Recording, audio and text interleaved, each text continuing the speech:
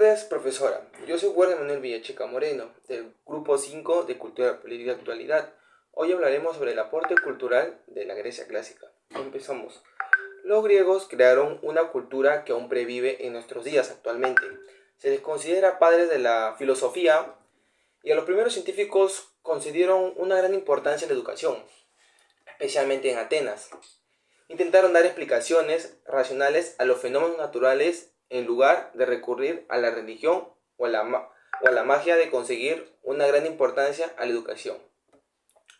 Especialmente en Atenas, la cultura de la antigua Grecia surgió al sur de los Balcanes, en el este mediterráneo. En su momento de mayor apogeo, se arraigó en toda la península griega. Destacaron principalmente en las materias como la literatura, la filosofía, la medicina, la matemática y la astronomía.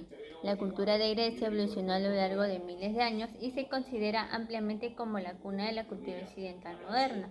Sus principales aportaciones fueron la religión, ya que creían mucho en la existencia de dioses que tenían rasgos humanos como también rasgos divinos, también creyéndose en los oráculos. Otros de ellos legados culturales que dejaron los griegos son los Juegos Olímpicos. Esto eran competiciones deportivas en honor al Zeus, que era el dios máximo del Olimpo. En el ámbito de las letras, los griegos nos dejaron grandes obras, tanto como filosóficas, donde analizaban el origen de la naturaleza y del ser humano. En el campo de la ciencia, los griegos destacaron más en las matemáticas, como los autores de Pitágoras, o también en la astronomía y la medicina. En la arquitectura tiene una continuidad cronológica. Esa por la filosofía griega. La filosofía comienza con los presocráticos llamados así. Y se preguntarán por qué. Por haber aparecido antes que Sócrates, el primero de los tres grandes filósofos clásicos que ya lo conocemos. Y ahora empezamos a hablar sobre la filosofía. La filosofía es lo que estudia todo aquello que permanece durante el tiempo. Y ustedes haciendo preguntas como, hay unas preguntas a veces que se basan sobre existe un Dios, existe o no, o es posible de alcanzar a la felicidad. ¿Tienen algún propósito el universo? Los filósofos más importantes de la Grecia clásica fueron Sócrates, Platón y Aristóteles.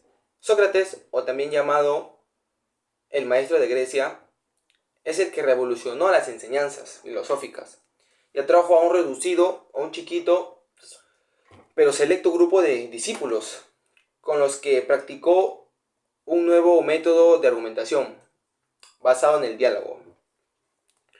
La filosofía occidental, sus ideas han ejercido una enorme influencia sobre la historia intelectual y también las actividades que se asocian con la toma de decisiones en grupo. La matemática es una ciencia formal, como ustedes saben, que estudia la relación entre elementos abstractos. Gracias. La economía de Grecia se basa en tres grandes actividades: la agricultura, el comercio y la artesanía. La agricultura griega estuvo basada en los tres tipos de plantaciones mediterráneas básicas: cereales, olivos y viñas. En el comercio se empezó a importar el grano, se importaron productos como el papiro, especias, productos manufacturados, metales y materiales de construcción de naves como la madera y etc.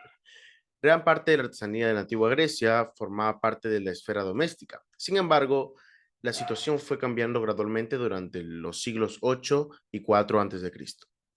La arquitectura griega clásica está representada fundamentalmente por los templos, pues se desarrollaron en torno a los santuarios, siendo los principales los de Olimpa, Delfos, Atenas, Delos, Epidauro, etc.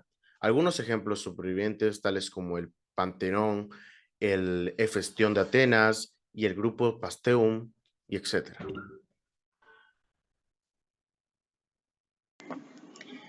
El teatro. Su origen surgió tras las fiestas religiosas en honor al dios Dionisio de Baco. Los géneros más importantes que en esa época existían era la tragedia y la comedia. La tragedia fue representada por Esquilo y Sófocles y Eurípides. Y la comedia fue representada por Aristófanes y Menandro. El teatro era un coro probablemente de hombres disfrazados como machos cabríos, celebrando los ritos de Dionisio con cantos y danzas. Es posible que de ahí la mezcla del teatro. La acción narra una historia relacionada con dioses y personajes del mito en la tragedia, que también fue relacionada con la comedia. Gracias.